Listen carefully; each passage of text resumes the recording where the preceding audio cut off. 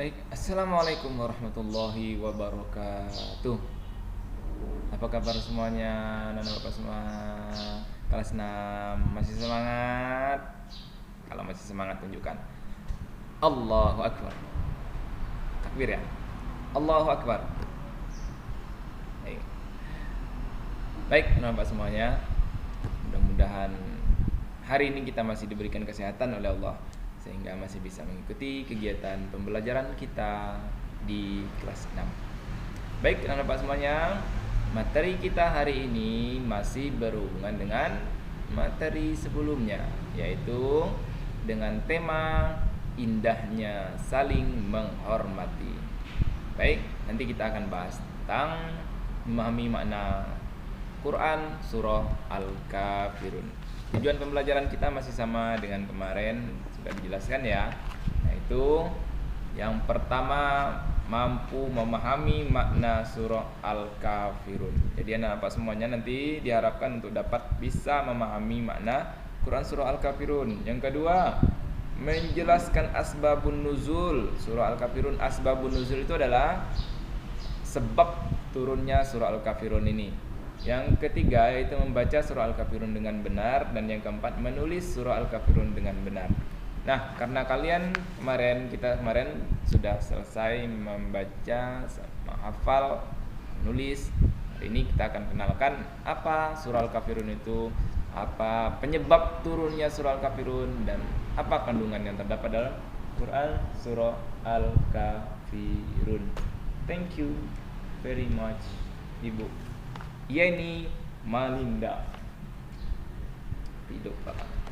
Oke, Bapak semuanya, hari ini kita akan jelaskan langsung tentang Quran surah Al-Kafirun. Bagian apanya yang kurang paham nanti bisa bertanya atau bisa baca buku LKS-nya di halaman 8 ya. Oke.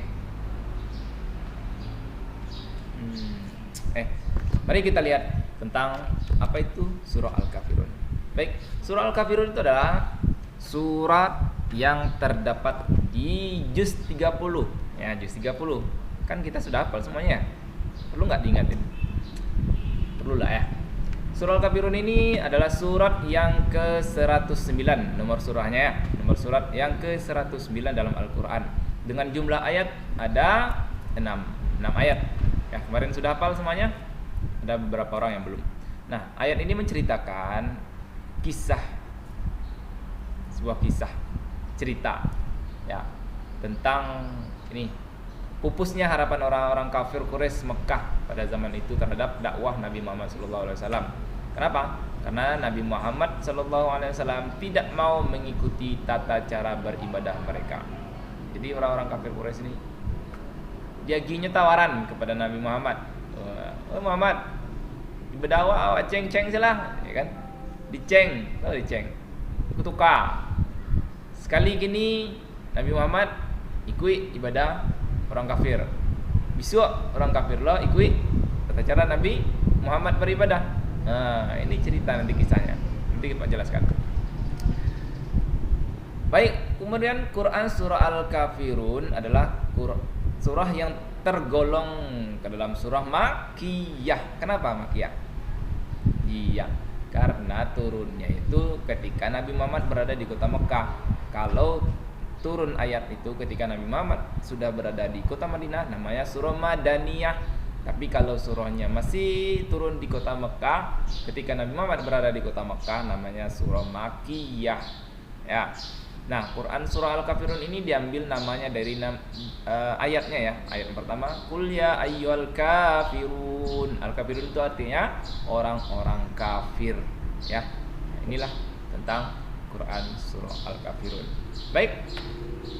Berikutnya, apa sih kandungan dari Quran surah Al-Kafirun ini ayat demi ayat? Mari kita perhatikan slide. A'udzu billahi minasyaitonir rajim. Bismillahirrahmanirrahim. Qul ya ayyuhal kafirun. Artinya, katakanlah wahai Muhammad, wahai orang-orang kafir. Nah, Ini Allah perintahkan kepada Nabi Muhammad untuk mengatakannya kepada orang-orang kafir waktu itu. Maksud dari ayat yang pertama ini adalah jawaban Allah melalui Rasulullah Muhammad SAW yang ditujukan kepada orang-orang kafir, ya. Karena apa? Karena ketika itu seperti yang Pak jelaskan tadi, orang-orang kah menemui Nabi Muhammad, wahai Muhammad, oke, sekarang kita deal, katanya, ya kan? Bagaimana? Ini ada usul nih. Bagaimana kalau kita ceng-cengan tata cara ibadah kita? Hari ini engkau ikut agama kami beribadah, besok kami lagi gantian ikut agamamu. Bagaimana? Nah, ini adalah tawaran yang diberikan oleh orang kafir Quraisy waktu itu kepada Nabi Muhammad. Jadi tata cara beribadah ini bergantian maksudnya, ya. Nah, makanya turunlah surah Al-Kafirun ini melalui Nabi Muhammad. Allah tegaskan, ya. Allah tujukan kepada orang-orang kafir Quraisy ini. Nah, orang kafir itu adalah orang yang tidak menerima ajakan Nabi Muhammad untuk memeluk agama Islam. Jadi orang kafir itu orang yang bukan agama Islam. Mereka tidak mau mengikuti agama Islam. Mereka menolak ajakan Nabi Muhammad untuk mengikuti agama Islam. Nah, ini ayat yang pertama. Itu Allah memanggil, hai orang-orang kafir, kata Allah. Ayat yang kedua, la a'budu ma ta'budun. Aku tidak akan menyembah apa yang kamu sembah. Nah, ini Nabi Muhammad mengatakannya kepada orang-orang kafir. Apa kata Nabi Muhammad? Aku tidak akan menyembah. Aku tidak akan menyembah apa yang kamu sembah, ya. Itu jawaban yang pertama Nabi Muhammad. Artinya apa? Maksudnya apa? Kita tidak boleh menyembah atau beribadah berdasarkan tata cara ibadah agama lain. Kalau kita beribadah kemana? Masjid, ya, sholat. Ada tata caranya, ada rukunnya, ada syaratnya. Kalau agama lain gimana? Kalau Nasrani, mereka beribadah kemana? Gereja, ya kan? Kalau agama Buddha kemana? Tiara mereka, ya kan? Mereka menyembah patungnya, ya, tidak bisa disamakan, ya. Kemudian umat Islam hanya menyembah Allah yang Maha Esa sesuai dengan yang terdapat dalam Quran surah Al-Ikhlas ayat 1. Qul huwallahu ahad. Katakan Allah itu Esa. Jadi kita kalau menyembah, kita kalau beribadah, ya ikuti tata cara beribadah kita. Jangan ikutin tata cara agama lain beribadah. Tidak akan sama, ya. Nah, itu maksudnya. Ya, aku tidak akan menyembah apa yang kamu sembah, kata Nabi Muhammad. Kemudian yang ketiga, lanjut, wala antum a'biduna ma a'bud, dan aku bukan penyembah apa yang kamu sembah, ya. Jadi maksudnya apa? Begitu juga dengan orang kafir, mereka tidak bisa melakukan peribadatan sesuai dengan apa yang dilakukan orang Islam. Tidak bisa.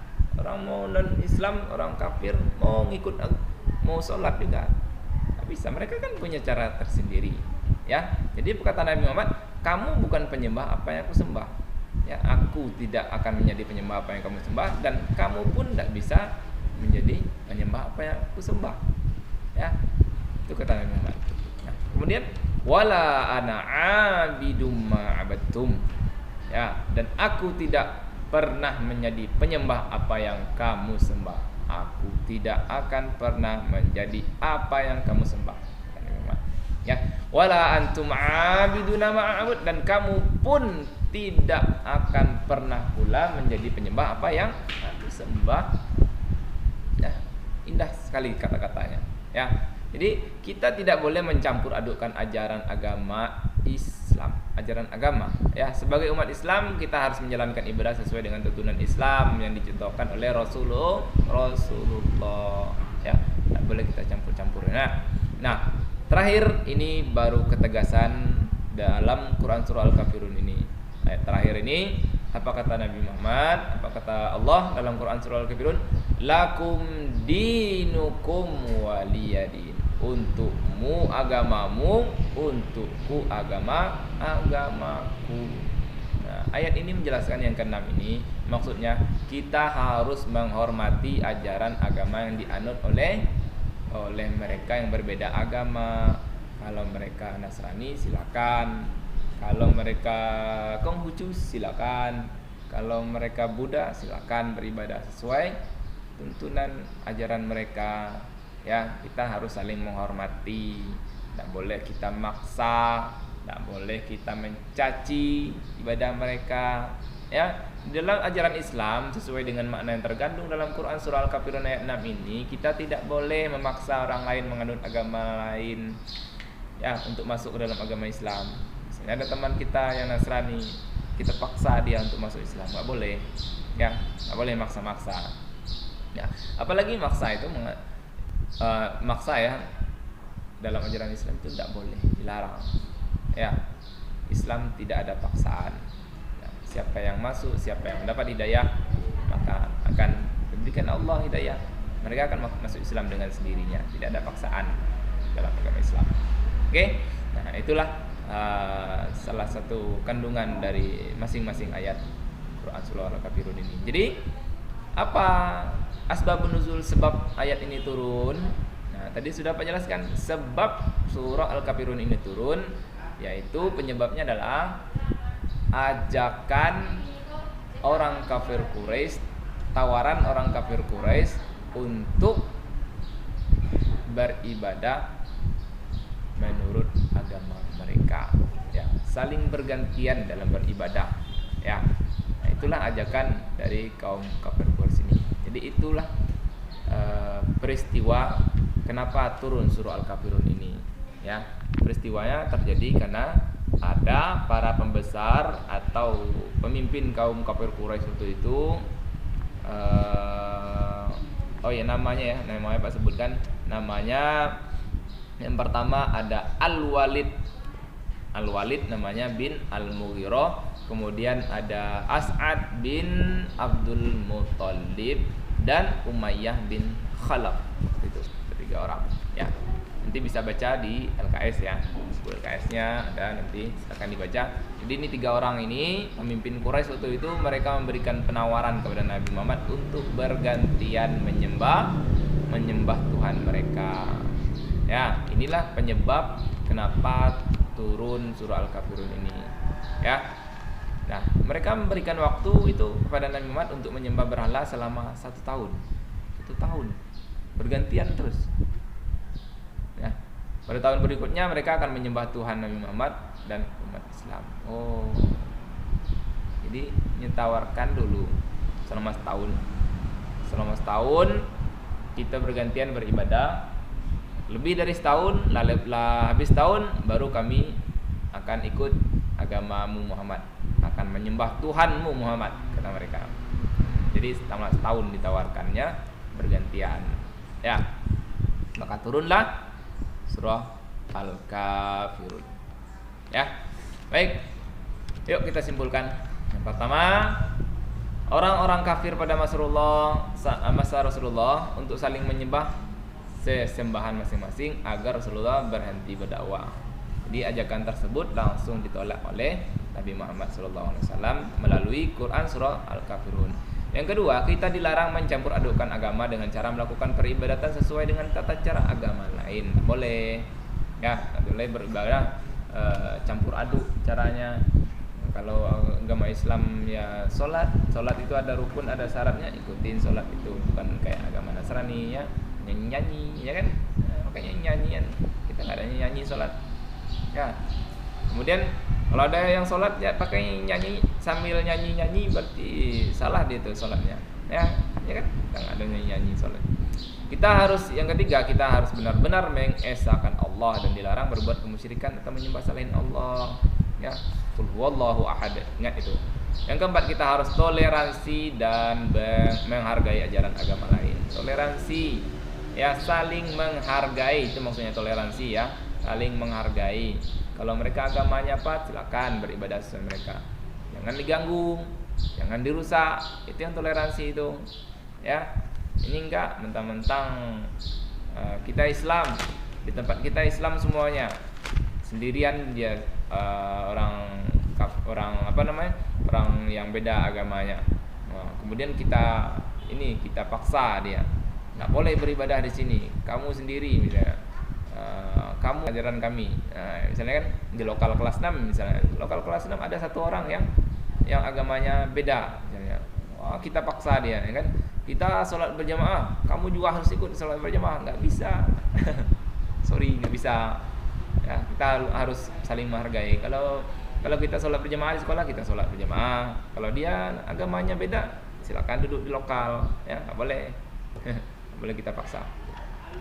Nah, baik. Nah, ini yang terjadi, sebuah kisah ya, sebuah cerita dulu ketika Palestina itu dipimpin oleh Khalifah Umar bin Khattab. Ya. Orang-orang kan di situ kan, Palestina kan tanah sucinya umat Islam dan Nasrani. Itu di Yerusalem yang kini direbut oleh orang-orang Israel, Yahudi. Ya, jadi dulu ketika Umar bin Khattab menaklukkan Palestina itu, orang-orang Kristen, orang-orang Nasrani di situ was-was, takut mereka. Kenapa takut? Takut rumah ibadahnya dihancurkan. Ya, takut mereka. Kenapa? Karena khawatir mereka ketika Khalifah Umar bin Khattab datang nanti dihancurkan tempat-tempat ibadah mereka. Tapi apa yang terjadi? Yang terjadi ketika Khalifah Umar bin Khattab sampai di Palestina, beliau bahkan melarang tentara Islam untuk merusak, bahkan menghancurkan rumah-rumah ibadah yang dimiliki oleh orang-orang Nasrani di sana.